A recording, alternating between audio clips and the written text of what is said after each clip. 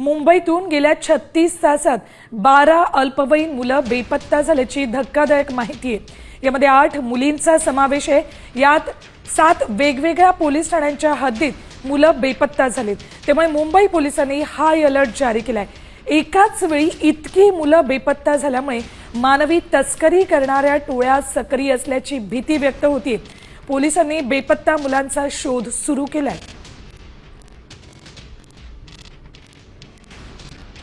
बघा, शिवाजीनगरमधून 4, साकीनाक्यातून 2, कुठून किती मुलं बेपत्ता झालीत त्याचा हा आकडा। अँटॉप हिल 2, ओशिवरा 1, मानखुर्द 1,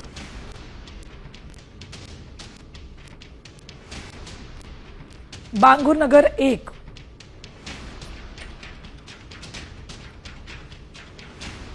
आणि घाटकोपरमधून 1 अशी एकूण 12 मुलं 36 तासात बेपत्ता झाली आहेत। थेट जाऊयात आमचे प्रतिनिधी गिरीश कांबळे यांच्याकडे। गिरीश, मधल्या काळामध्ये काही दिवस या बातम्या थांबल्या होत्या आणि आता सगळ्यात धक्कादायक बातमी आली, 36 तासात 12 मुलं बेपत्ता झालीत।